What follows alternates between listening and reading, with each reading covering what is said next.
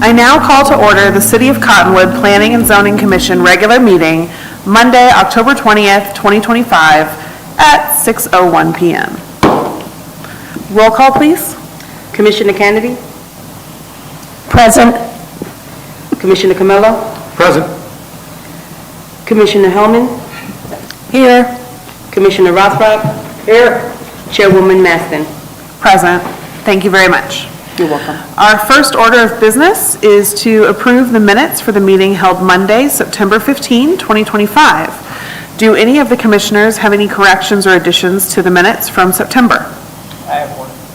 Please speak it into the microphone. Page, Turn your mic on.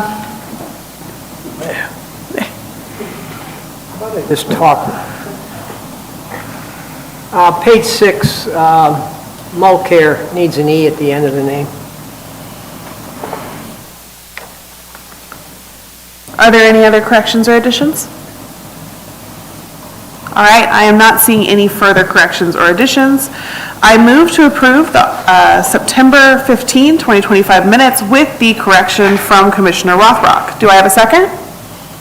I'll second. Thank you very much. All in favor? Aye. Unanimously carried. Our next order of business are informational reports and updates. Thank you, Madam Chair. Tina Hayden, Senior Planner for City of Cottonwood.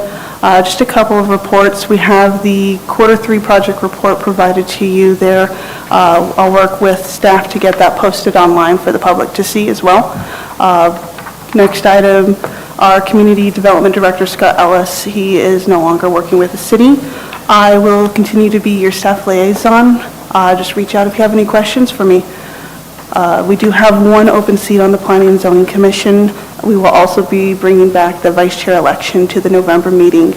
Lastly, Walking on Main is Saturday, November 8th. Our Historic Preservation Commission will be operating the historic property tour in tandem, and we'll have our HP Commissioner guided tours departing every 30 minutes between 11 a.m. to 2 p.m. And that's it. Thank you very much. We don't have any old business this evening, so we are moving directly to new business. We are going to work on one agenda item, DR-25-011, 48 Wineworks covered patios. This is for the consideration and approval to allow covered dining patios for an existing tasting room at 48 Wineworks.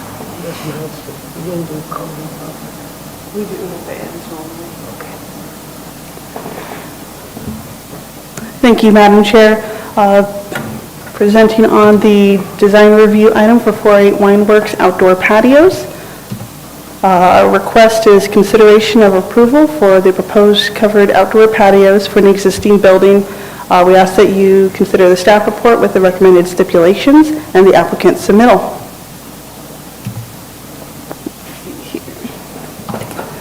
Moving right into our locator map. We don't have the zoning indicated here, as this is our historic, Cottonwood Commercial Historic District outlined for you. The project site is right here. It is surrounded on the northeast and south by C1 zoning, and then to the west is PAD, Planned Area Development for that American Vineyards. Here is a close-up of the project site, adjacent from the Cottonwood Clubhouse and city offices.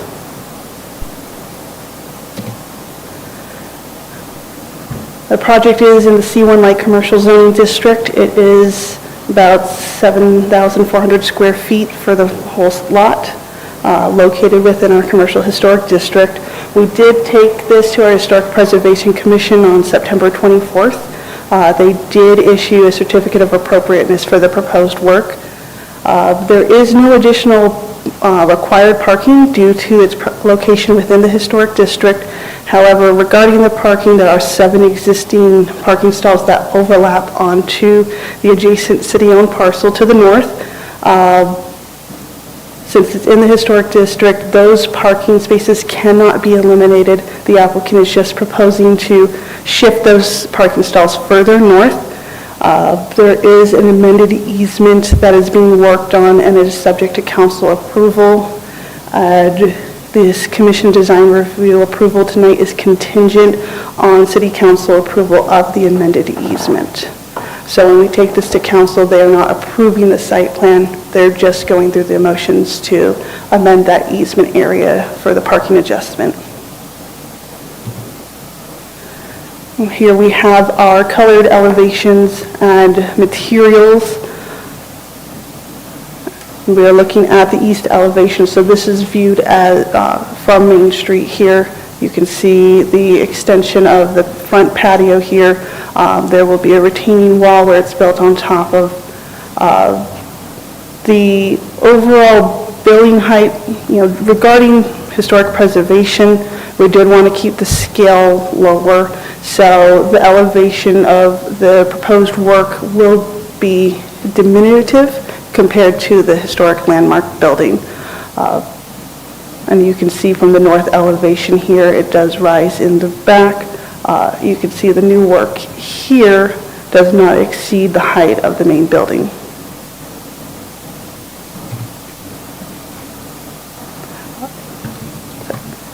Here is a quick overview of some renderings and the site plan. I'll zoom in for you guys to analyze that further. The gray areas here, this is the rear covered patio. This is that front patio area. This is the existing building footprint. There is a door here. It's currently a window to allow for connection to the building itself. They are putting a door in there.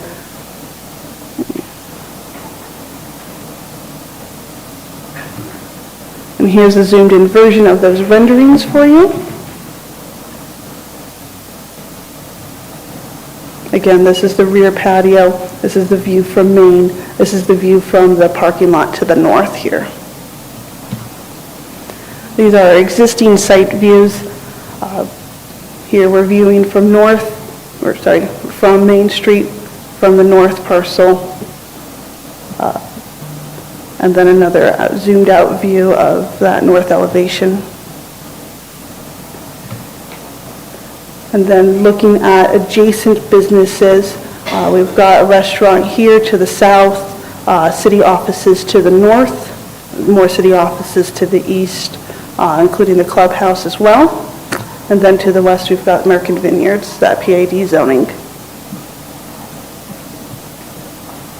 There are 5 stipulations that staff does recommend. I'm not going to read them word for word. Stipulation 1 just covers that the project be developed in conformance with the plans reviewed tonight. Stipulation 2, that the project adhere to the Code Review Board comment letter. Stipulation 3, that the project comply with all applicable sections of the zoning ordinance. Stipulation 4, that the City Council approval and recordation of that amended access easement be in place prior to the issuance of building permits. And then lastly, that a building permit application be submitted and diligently pursued within 24 months of this approval. That concludes my presentation. I do have the architect for this project here if you have any questions for him. Great, thank you, Tina. Now is the opportunity for commissioners to ask questions of staff, and then we will have the architect come forward after those questions, so you can ask them questions as well. Does anyone have questions for Tina regarding this project proposal? Right, go ahead. Will the truck always be there? Thank you for that question, Commissioner Rothrock. That is the intent, that it be there for more than 180 days, which would make it a permanent building in the eyes of our building official and our fire marshal. And that is why we wanted to make sure that we maintain 10-foot separation from the building, from the patio area, and then a reasonable amount of distance from the vehicles. And that's why they're being moved further north, to allow for that distance. I see. Is there any, is there ADA access to the patios, or is it all from the internal part of the building? That may be something for the applicant. Because I didn't notice anything outside for the patios, or is it from the inside they can get in, but no ADA access to the patios? Thank you for that, Commissioner Camella. I will have the architect speak to that. And any other questions for me, or? Yes, please go ahead. You said that there's no additional parking requirements, but how many parking spaces are you losing? Thank you, Commissioner Kennedy. There are currently 7 parking spaces on site. Again, they're partially on this project site, partially on that city-owned parcel to the north. They are just going to be moved further north, and that's why we're working on an access easement to ensure, there was previously an access easement that allowed for that overlap, with 3 parking stalls allocated to the business itself. Where the access easement amendment is only modifying the coordinates of the easement area, and the applicant intends to just restripe for 7 stalls. So we're not subtracting any stalls from this project, from this site. And that's not going to affect the sidewalk area there either? Previously, there was a driveway on the project site. However, that is being changed to stop that curb so that they can put the, the patio area there. There will still be access, that's part of the easement, the existing easement from that city-owned parcel to the north. And that's how they'll access those parking stalls, is from the city-owned parcel. Any questions down there? All right. Thank you very much. We would like the applicant's representative to please come forward, introduce yourself into the microphone, and if there's anything that you would like the commission to be aware of regarding this project, please go ahead and give us a brief introduction and explain those things. One more, which way? This way? Backwards. Yeah, that's good. Good evening, Reynold Rodasio with Architecture Works Green over in Clarkdale. And I'm happy to answer any questions to elaborate a little bit more on the parking. The property, the way it is today, the parking aisle that's on the south side of the existing parking lot is in fact on Maynard's property, and we're just shifting it to the north by 10 or 12 feet or so, leaving the same striping. In fact, the light pole that's there is not going to be moved. It'll be in the same location, separating 2 parking spaces. And it's just really a matter of adjusting the easement with the city to allow for the patio. And Maynard also wanted a walk, excuse me, some space to walk between, let's see, right here between the front nose of the parking area and the patio. So from the sidewalk, you could walk to the west towards the back of the property. So we did not have the cars parked flat up against the wall of the new patio. Like Tina said, we're not losing any parking spaces, and in fact, the city is gaining spaces along Main Street here where the driveway was eliminated. We worked with the Streets Department and Utility Department, and got permission to close up that driveway here. And in fact, there will be at least 1 additional parking space placed there, striped there, and possibly a second one.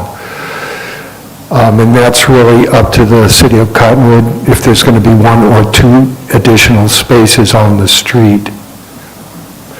They're also in the parking lot on that south side. There are 3 reserved spaces for the staff of 4-8 Wineworks. That exists today, and those will remain, except they'll shift back to the north. Thank you for So that's the the direction that we moved in terms of parking.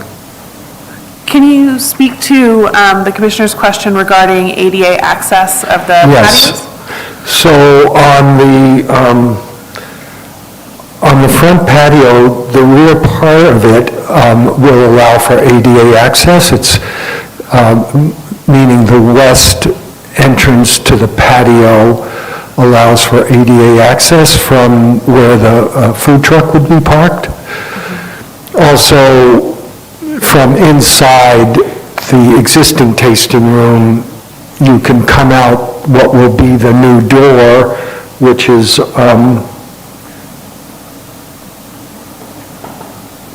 which Tina pointed out, it's on the north elevation of the existing tasting room. And of course, that's ADA access from the front door of the building. So there's two ways for a handicapped person to get onto that patio. Also in the rear patio, there is ADA access from the west side, so you would be entering at the asphalt level. So both patios have ADA access. I just couldn't see it in the drawing, so. Yes. Thank you very much. You bet. Any further questions from the commission for the applicant rep? One thing I might say, and this was questioned at the Historical Preservation Committee meeting too, we made a really strong attempt not to connect the new roofs to the existing historic building. There are several beam connections, but there isn't a long ledger, or the roofs really don't structurally join the entire length of the patio. So, and same with the rear patio too. So we tried to, best we could, to keep the integrity of the brick building more or less isolated from the new patio structure. Interesting. So is the load then being carried entirely by the supports that are in the new structure? It's because it's not attached at all? It is attached where just the beams go into the building. We don't have a bunch of rafters framing into that side of the building. There are just 3 beams, and then the rafters are going parallel to the building so that they don't touch the actual brickwork. Thank you very much. At this time, anyone from the public who would like to speak regarding this proposed project may come forward. I'm not seeing anyone come forward from the public, so I'm going to close the floor to the public. Thank you very much for coming and representing the applicant. Yeah, thank you so much. I had one question. Oh, I apologize. We have one more question from the commission. Yes. Will there be shade in the summer On which, under the patios? yeah, it's a solid roof. Oh, it is? It is, yes, it is a solid, it's a metal, it's a steel roof. And that way, I mean, a couple more comments. Again, Tina spoke about it, but we did have Rick Contreras and certainly Cody Blazer, and we had, meetings on the site regarding that food truck and the location of the food truck with the proximity to the building and the new structure. And Rick mostly and Cody agreed that we had to keep certain distances from the structure and the patio. And we talked about moving the food truck back to the west towards Verde Heights, but that was not practical because the grade of the parking lot goes up to Verde Heights, and then the food truck would be, parked on a slant. And it just didn't work. So the food truck had to be where it is, and we're just respecting the setbacks that Rick Contreras required. And the food truck, will be there. It's not leaving every day and coming back. Okay. We have one more question from the commission. Please go ahead. If those roofs on the patio are flat and you have a space between the roof in the building, how are you handling that drainage? Well, there might be some, the roof actually, the highest part of the roof actually overlaps the front part of that building. The white part, if you can see it in that, you can see it's just, it's rising over the parapet. And the back part, it's not structurally tied to the building, but there is a small space, and then we do have gutters taking the water towards the parking lot. I mean, the slope is taking the water towards the parking lot with a gutter along that side. So the roof, the water will drain to the north on the roof, not towards the existing building. Okay. To me, it looks like it's not entirely flat either. Well, Like, you it's do a not little bit of a rise entirely, climb, yeah. it does have enough slope to get the water off of the building, Yeah. yes. And same with the back patio, that roof, it looks, we call it flat, but it does have a minimum slope. It would have to per building code. Are there any other questions from the commission? The one thing that has been an issue, and I think it's kind of evened out a little bit with the public, when they first closed that curb off, the owner or the people who work at 4-8 had noticed that cars were still trying to come up into the parking lot from that direction. I know that the curb has not been fully painted, and I mentioned this at the Historic Preservation Committee meeting too. The city did not want to completely finish the paint job out there, and because they hadn't decided how many parking spaces they would like, 1 or 2, and I was told that the striping contractor that the city uses was going to be back in town sometime in October, and they were going to deal with whether that curb should be red, yellow, or something. It needs to be painted some color so that it's obvious cars don't decide to turn into what used to be the driveway.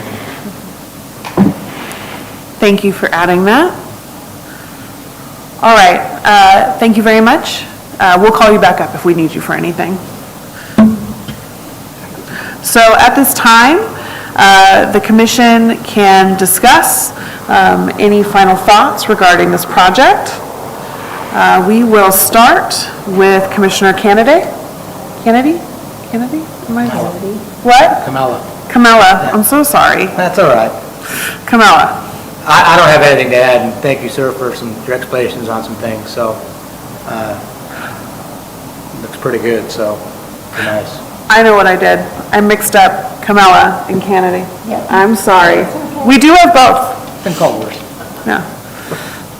All right, Commissioner Rothrock, since I'm on this side. Yeah, I think it's going to be a lot better than what's there now, where you got people trying to jump the curb and so forth and so on.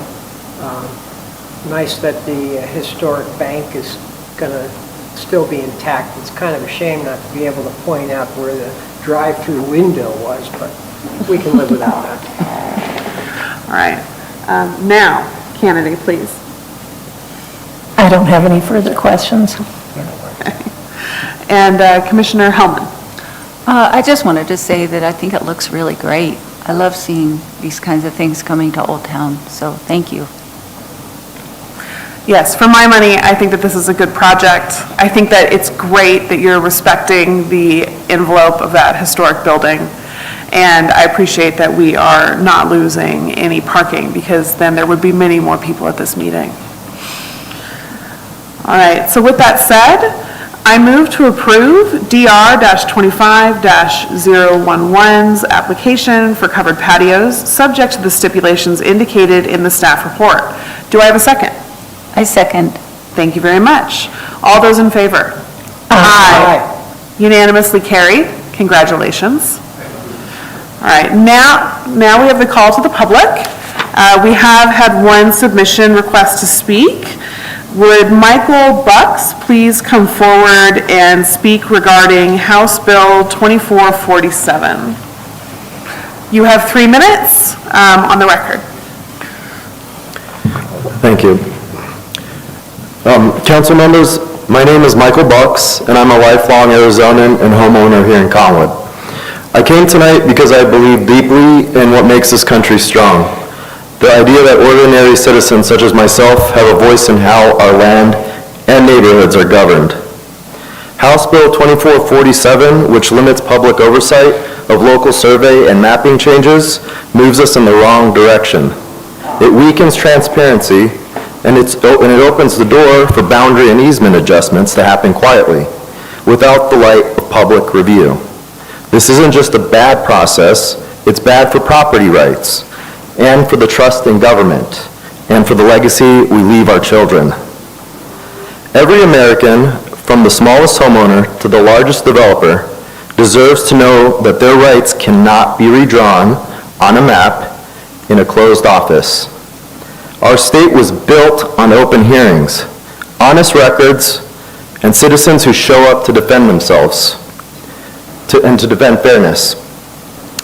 I'm here tonight to ask this council to stand for that tradition. Keep local oversight strong. Require public notice on all land changes, and make sure Cottonwood remains the city where transparency still matters. We've all seen what happens when boundary or easements get adjusted quietly. Neighbors end up in disputes they never asked for. Trust in local planning disappears, and good people waste years trying to understand why a line moved on the map. None of us want that for Cottonwood. I appreciate your time for listening to just a concerned citizen and someone who believes in government and the rule of law. Thank you. Thank you very much. Is there anyone else here from the public this evening who would like to speak while we're doing call to the public? I'm not seeing anyone come forward, so I am now going to close call to the public. We are now moving on to our discussion item for the evening, which is a discussion of the Arizona legislative updates. We have to talk about the design review guidelines that are happening in reaction to these updates. Tina? Thank you, Madam Chair. Just have a brief presentation. We had brought this to you guys, I believe, last month as a discussion item, and there was some question, or let me go back. We had brought the legislative updates to you, which included that the state's mandating that we authorize staff to administratively approve design review projects, plats, items like that.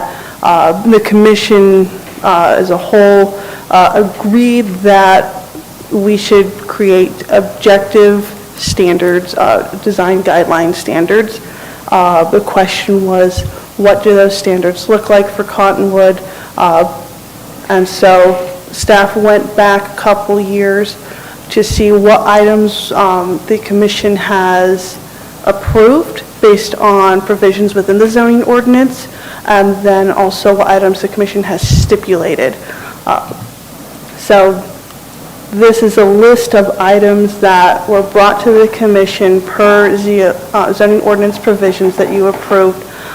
We've had some storage projects that came in. Our fence height maximum is 6 feet. However, the commission can approve heights of greater than 6 feet based on findings of fact for screening. So you guys have approved 8-foot tall fences for a storage yard. I think there was a conditional use permit to hide a generator for the hospital as well. We've also brought parking for unlisted uses, specifically tourism use. There's been 2 projects for that. So you guys heard what the applicants proposed and approved those projects and that parking based on their proposals. Buffering and screening for drive-throughs. I believe we're looking mostly, we've brought the Chipotle drive-through to you. We've brought the Arby's drive-through as well.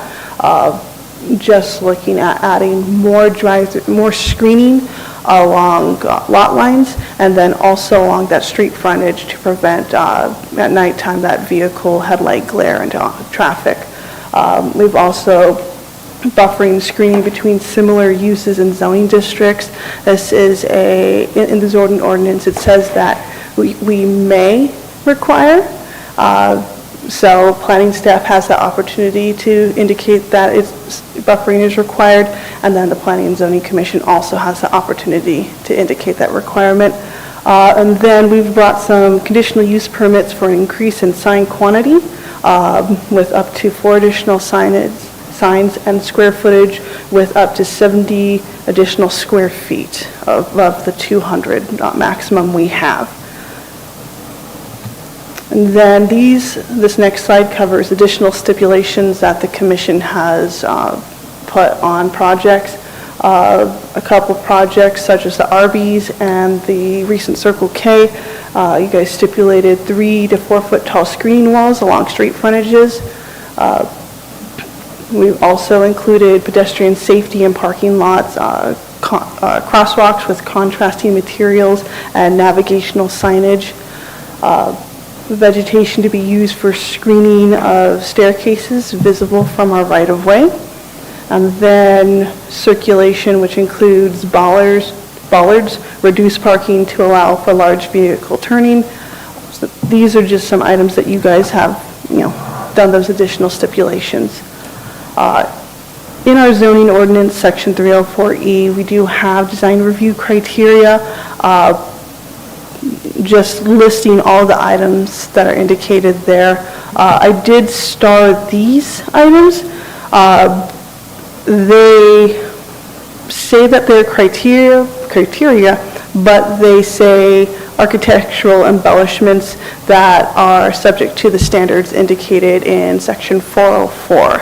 So they just reference another section, while all the other criteria actually do summarize what we're looking for in design projects. And then I have 3 more slides. What does the general plan say? Regarding land use, specifically objective 1.5, we want to look at mixed-use development to promote pedestrian and bicycle traffic. And that's really focusing on our light commercial or neighborhood commercial land use. Again, neighborhood commercial uses to include small-scale development, low visibility parking lots and drive-throughs, also looking at shared parking when possible, and then locating multifamily residential uses, our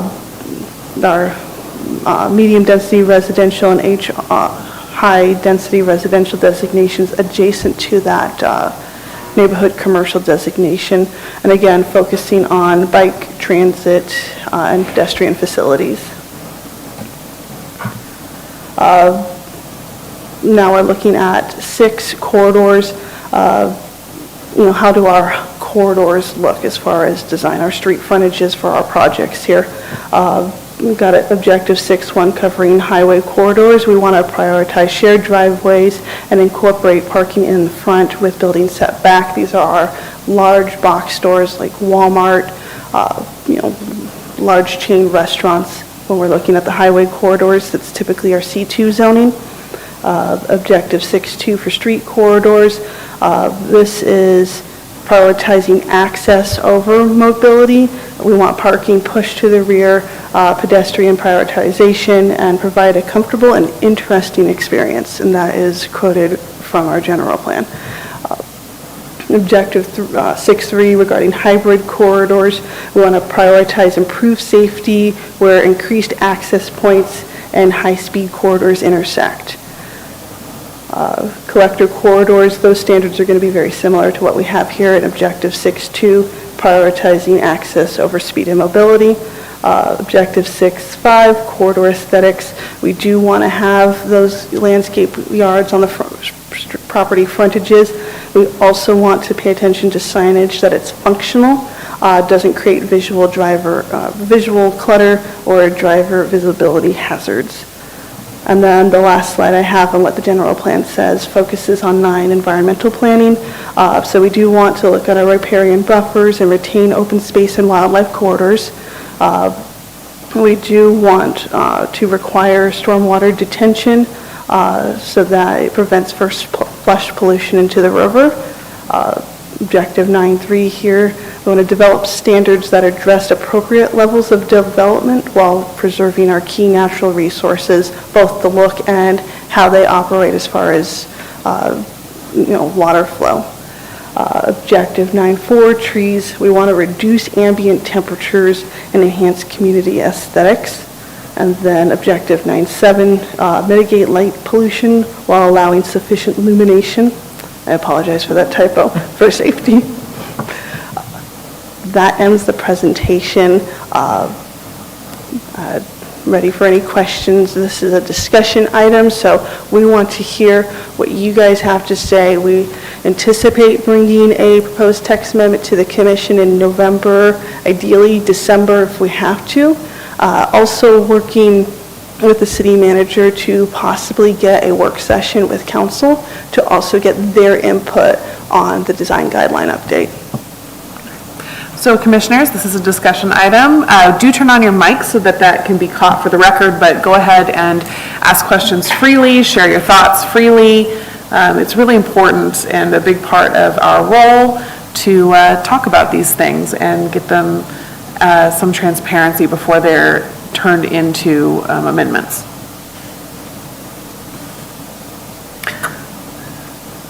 While we wait for the commissioners to kind of get their thoughts together, I want to address a little bit what our citizen who came forward and spoke, because this is obviously concerning the 2447, which was recently passed.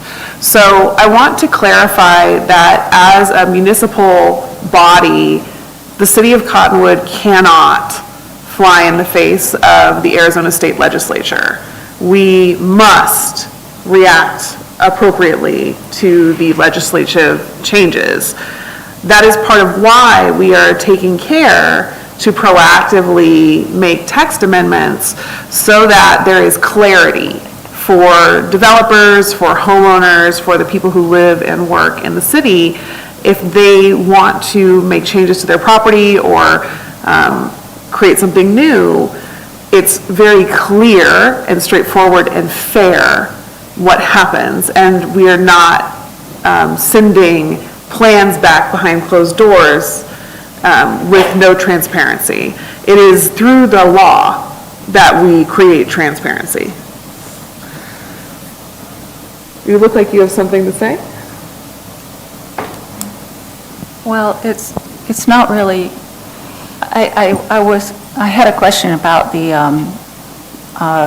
putting these projects up on the town website. I know that we talked about that or mentioned that last time, but I know community development is in flux, and so I'm not sure how quickly anything like that can be done, but that would help address the citizens' concerns to be able to see, even though we won't be having any input on it, they'll be able to see what's going on. And I don't know where that stands.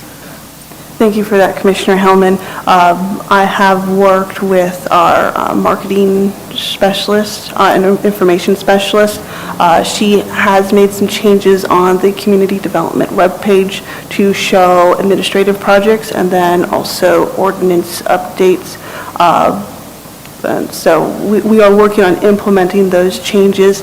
As far as staffing goes and timeline, we do want to get those done in a timely manner, and we're hoping to get additional staffing in so that we can ensure that it's done in an appropriate time. But that is our plan, is to have all that available for the public to see.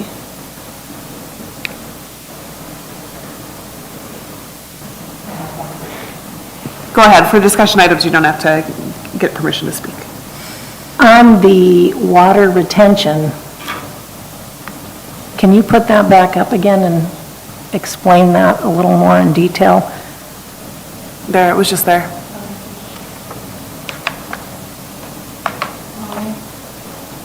Oh, there, wait. Right there. Oh, I think it's a little touchy. Wait, no, it's not on this one. So that would be on the next slide 9, environmental planning. If you go 2 slides, one more. There. Yeah, this is 9-2. where, this is, summarized from our general plan. Can you explain to me what first flush pollution is? Thank you for that, Commissioner Kennedy. I would love to. I wish I had our city engineer here to also explain that. The way I understand it, and, I will follow up with a correction if I am saying this incorrectly, is that it has to do with the initial flooding during rainfall, and that the detention area can, accommodate that prior to it overflowing. And I will get you a concrete answer on that. I think that my largest concern, and the reason I was asking about the drainage off of the roofs, there's so much flooding. I mean, we don't get a lot of rain. When we do get rain, we seem to get a lot of rain. The flooding is a very big problem. I mean, there's not enough storm drains, there's not enough, and what ends up happening is it goes down into these older neighborhoods and older business areas and really creates an issue. And when you're talking about that, I believe what that is the garbage out of the streets flowing into not only people's yards, but then on into the river. So it's going into the irrigation ditch, which the Cottonwood irrigation ditch was never set up to take that water load, and then it goes on into our river. And so I don't know where flood control fits into the discussion between planning and zoning and the city council and flood control. I don't know. I haven't been here long enough to understand where that fits into the discussion, but when you're looking at approving all these projects, how does that fit in? Bear with me, I'm going to go back to the podium. There's some additional slides that I okay. wanted to reference now. While you get back to the podium, I want to say that one way that can fit in is in stipulations on projects. So some of the flooding is caused by inadequate drainage, and some of it's caused by drainage that's just full of stuff, silt and trash. And so we can stipulate, or we used to be able to stipulate, but beginning in January, we will have to figure out some legislative solution that property owners and developers maintain their drainage in addition to putting it in the first place. And that's something that we've discussed, and now I'm handing it over to Tina. Yes, thank you for that. So the Section 304E design criteria, I only gave you just the headlines for each subsection there, but here you can see items L and M. We have site grading, and we also have grading criteria. These are items that the commission looks at when looking at projects. Typically, our city engineer does prompt this discussion at the code review level, and as Chair Maston was saying, there is, I believe, a stormwater maintenance agreement that is recently being employed for projects. And so that is something our city engineer provides to our applicants at the time of code review. I do apologize. Hopefully you can see the font here. This is just directly copied and pasted from our zoning ordinance regarding grading criteria. And then, I'd say item 7 here talks about reduce erosion effects of stormwater discharge, preserve the flood carrying capacity of natural or constructed waterways by limited soil loss, and protect drainage ways from siltation. So these are items that the commission currently is tasked with considering for projects. We can expand on them in our design guidelines. If that's a priority for the commission, and if we bring this to council for council as well, we can look at other zoning ordinances and surrounding jurisdictions. and kind of pull from them to create our own updates here. And that's what we're looking for, is what is the priority for the Cottonwood, based on the general plan, based on what's currently in the zoning ordinance, based on what commission says. We can look and see what other jurisdictions are doing and implement some other design guidelines. What I understand is that as long as when they're grading, they don't change how the water tracks into the property and leaves the property. So if it tracks in at the northwest corner or whatever and leaves, as long as they don't change that, then their grading is considered approved. But anytime you pave a driveway, pave a parking lot, put a metal roof or a roof on a building, take away any of the vegetation or open space in you're creating more drainage. More water's going to come off of that piece. So I think that at some point, it has to be addressed somewhere, and that's what I don't know where it's addressed, if it's addressed here, if it's addressed through the engineering, the council, but when you look at the properties down, say, in the Bridgeport area, that drainage that's coming off of that above there is substantial, and that has not always been that way. And when you're talking about the agreement, maintenance agreement, some of those agreements are with those property owners, but some of them are with the state and with the city. And some of those drainages are just not cleaned, like you're saying, and We're not saying that they're cleaned, we're saying that we could make them be cleaned. Yeah. So what you're doing here today, and I'm doing this because you're relatively new on the commission, I think this is an opportunity to talk about what the commission does, is you are setting those stipulations. You Yeah. are saying, as a commissioner, but it's that important. this is important and this is what will become an amendment. Yes. This is that we are literally in the process, working with the city staff, of creating these amendments. This is, by the way, a great day for our visitors because we're making amendments, which is sometimes less dramatic than approving projects, but I think more meaningful in the long term than any individual project. So that's what we're doing. So the things that you're saying to Tina, what's going to happen now is that city staff is going to take notes from this meeting, and then they're going to go and write a first draft of these new text amendments. And then at the next meeting or the meeting after, depending on how quickly things go, they're going to bring a draft back to us, and they're going to ask us what we think of it, if we want to make any changes, and then there might be another round, and then after that, they will take it to city council, and then city council will have their opportunity to go through that same process. And at the end of it all, we will have an approved set of guidelines, and I say guidelines, but really it's law. We will have code for people who come and make developments. So any agreements that have to be entered into, any building changes, I mean, that is literally what we're setting. So when you talk about like they make changes, they is us. We have that very important responsibility. Okay, I don't often give really serious speeches, but that was kind of a serious speech. I will. Good for you. I will back off from that. But I just want to say, like, we have a lot of new commissioners right now, and that is what we're doing here tonight. We are establishing this, which is why I'm so encouraging you. Like, I talk a lot, but only if you guys talk a little. You all should talk more. Talk more than me, please. It's very important.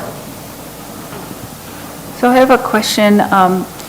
Once these new codes are set, does it affect anything that's already in process, or only what new, the new stuff coming down the pipe? Thank you for that, Commissioner Hellman. We typically review stuff based on when it was initially submitted, what the code was at that current time. That's how we analyze that project. Typically, when we take an ordinance to city council, it takes 30 days before the ordinance is in effect. So, if the day prior, if we have a submittal come in, we're going to process it with that current code. Once the ordinance is in effect, then we're processing, we draw that line, based on that ordinance effective date. As far as Commissioner Kennedy, with what you were talking, you're wanting to prioritize, stormwater, drainage, detention. As Maston said, we're planning on bringing that text amendment back to you. Already, gears are turning in my head about, we have a provision that allows for reduction in required open space. However, maybe we create an objective that only allows that if the applicant provides semi-permeable parking surfaces. So that's the kind of, this discussion is, creating those kinds of text amendments that we bring to you. If I may add, I used the wrong vocabulary, I'm so sorry. no, I'm not going to. We're discussing objective standards as well, and so part of the objective standards allow us to have something as simple as a yes, no, does this provide for this kind of drainage? So that will likely be part of the objective standards, are things like that in the objective analysis that staff will administratively review. So as they discussed, there are a lot of ways for us to accomplish that, and I would be surprised if we didn't consider that in our objective standards. Thank you very much. I find this heartening. When we were told that the state legislature was going to allow these homes to be built, and it didn't sound like they were going to necessarily be something that would, well, maybe meet the standards that we once were able to hold buildings to. This is heartening to see that there's a whole lot of other areas, once the structure is up, that we can address and keep a lot of the things that make our city very nice.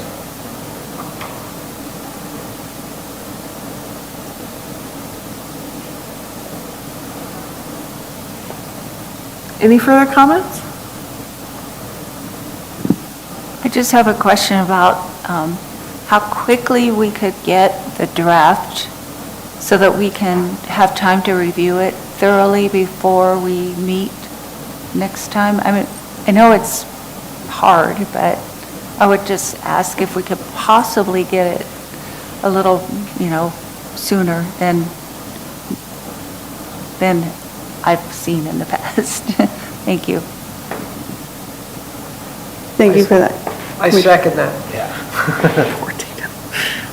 Thank you for that, Commissioner Hellman. Commissioner Rothrock, we'll work with the city clerk's office on trying to get something to you sooner, if anything, posted online sooner. As I said, we've already implemented changes on our webpage, so we can look to, at the very least, get our proposed text amendments uploaded sooner there, as opposed to, rushing our reports and packet process. Thank you. I think that would be a good compromise. I have 1 minute. Yes. I signed up for your Facebook page, the City of Cottonwood Facebook page, that produces memos on projects and other things. Is that a place, a venue where you would put, when you're talking about being transparent and putting forth those changes, developments, projects, is that someplace that you would post those? I will work with our information specialist, Laura Herrera, to see what that looks like. I'd say the city webpage is probably the best place to have all of our projects, just due to the file size of some of the submittal items. you might ask your information specialist just about linking to the city webpage? Because that's a way to do that where you don't have to worry about uploading the file size. Yeah. Thank you for that. Yeah, we'll definitely work with them to make sure that there's multiple avenues that people can access project information. That's been an ongoing discussion too about notices in the past.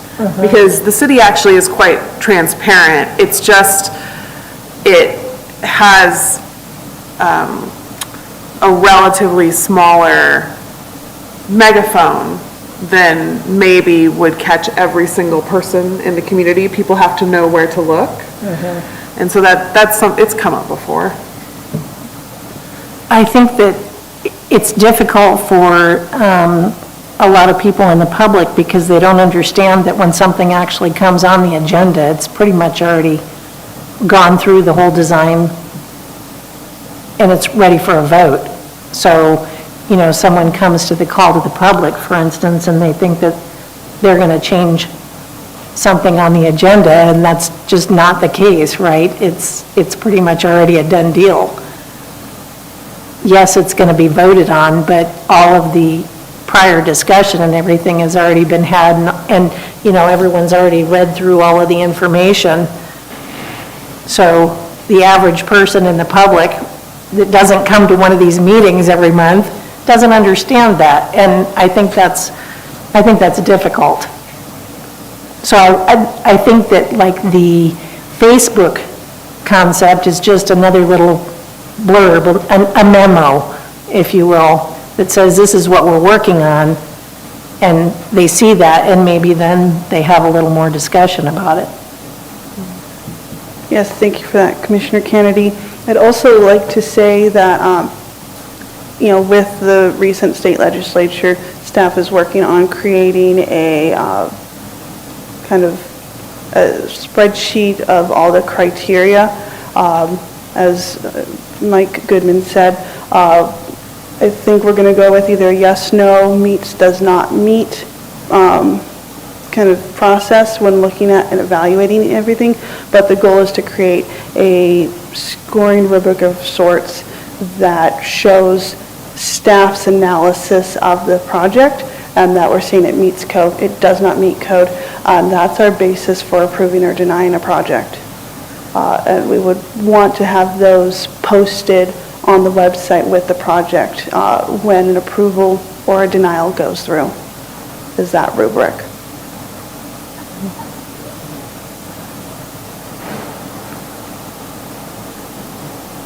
Because yes, transparency is a priority for us. We don't want this, you know, for our parts, for planning's part, we were not thrilled with it all going to administrative. This is something that the state legislator is hoping that it will hurry projects along if we're not waiting in the wings for a commission meeting the third Monday of every month.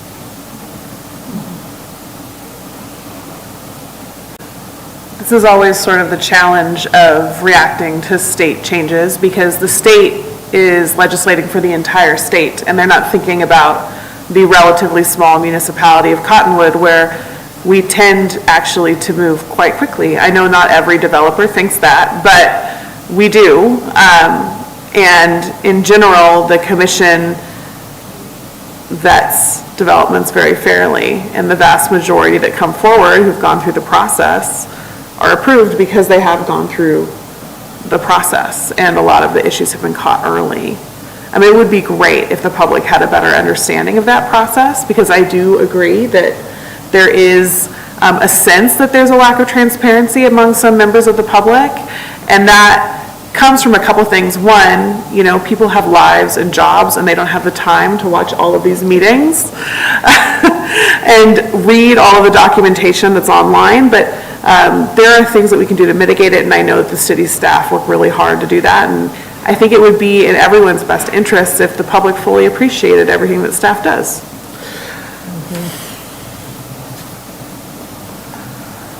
I'm really on my soapbox tonight. You guys want me to go home for sure. Is there any more discussion about this? I don't do this very often, and I don't even know if it's 100% allowed. I'm looking at Mike. But I know that there is at least one member from the public here who was concerned about this bill, and now he's had the opportunity to hear some of this discussion, and I would like to give him the opportunity, if he has any further remarks or questions, to ask them while we're talking. Is that something I can do? It being a discussion item, you are the chair, and it's up to you. I would limit that, though, to the discussion had here, not reference back to the public comment. Okay, absolutely. If there's anyone from the public, having heard our discussion, having heard the presentation from staff, I just want to give an opportunity. Don't refer back to the previous public comment, but if you have any questions or comments regarding the discussion that has happened over the last few minutes, you may come forward, introduce yourself to the microphone, and participate.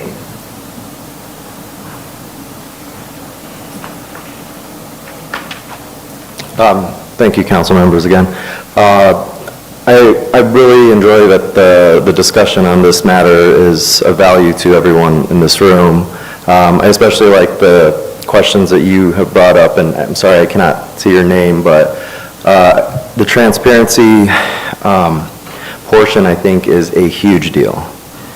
I am lucky enough that I know technology really well, that I can really go anywhere and find what I need. But when I think about, you know, my parents or other people who don't have that luxury of knowing, transparency has to be the core of what the city of Cottonwood does.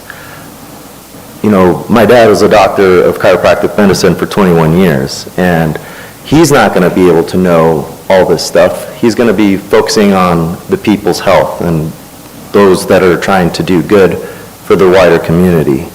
So when I think and hear, you know, that we're not sure if things are going to be posted on Facebook or social media, where some of the younger generations, maybe even myself, but even younger than my own, and the ones that will still come up, and we're not using these tools in a way that should be appropriate for the younger generation to get the information that they need, because as time goes by, it's only getting more difficult for these individuals to find the information that they need, because because there's so much of it out there. So I appreciate the discussion, and I think that I also would like to follow the city and what they plan on doing those type of transparency meetings for everyone in the city of Cottonwood. Thank you. Thank you very much. Is there anyone else from the public, since we have one person up? All right, I don't see anyone coming forward. I'm closing the floor to the public again. That was really unusual, but I thought that it was fitting, this discussion, since we are talking so much about transparency. Last chance for the commissioners to make comments or ask questions regarding this discussion item. I have a question regarding getting the word out. So I know a lot of people read the free Journal Extra or the other printed newspapers, the older generation especially. And so when this change happens and items are not being brought before this commission, will there be a way that the newspaper could be notified of big projects so that they could do stories on it or help get the word out? I don't know if you have a channel for that or an avenue for that kind of thing or not. Thank you, Commissioner Hellman. Typically, we do issue PSAs. We do it for each commission meeting that goes to, the radio, paper, and it's their decision on if it's in the paper or if they comment on it. That is something that we can work into the policy. We can generate a transparency policy, in light of the legislative updates. And that can be part of that transparency policy. So that's something, we can bring alongside with the design guideline updates. When we do the text amendment, is also have that transparency policy. I don't know if we'll have it codified or if it will just be an addendum, an added item that staff does, do social media posts, does issue a PSA, does post online within a specific time frame. That's something we can work on.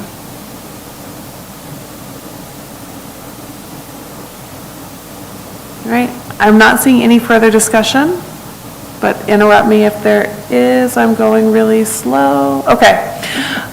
With that, I believe that we are good. Thank you so much, Tina. It's very informative. And just so the commissioners know, you may also email Tina if you have additional questions. Just make sure that you don't email each other open meeting law. And with that, are there any suggested topics for future meetings from the commissioners present? Go ahead, Commissioner Rothrock. I recently attended a talk by Bruce Babbitt, who's former governor of our state, and is very concerned about our water future, and he's recommending that areas like the Verde Valley and others throughout the state get on the ball and organize what we as a region feel will be appropriate to do in terms of making sure that our water supply is available and palatable. So I realize that's pretty broad, we're talking about the whole Verde Valley, but at some point we're going to have to face up to some rather nasty facts about what's happening with water. If you follow it at all, the Central Arizona project is looking to take a big hit with the amount of water that they're going to have available to them, and the folks who are supposed to be getting the act put together are so far have their heads in the sand. Okay. I think that's a good discussion topic. We'll put that forward to staff to discuss. I think that there's a lot of things packed into that, but Yeah, there are. I will leave that in Tina's capable hands to figure that out. Are there any other suggested topics for future meetings? All right, I think that's a pretty meaty one. I make a motion to adjourn. Do I have a second? Second. Thank you very much, Commissioner Rothrock. All in favor? Aye. Aye. Carried. Where'd George go?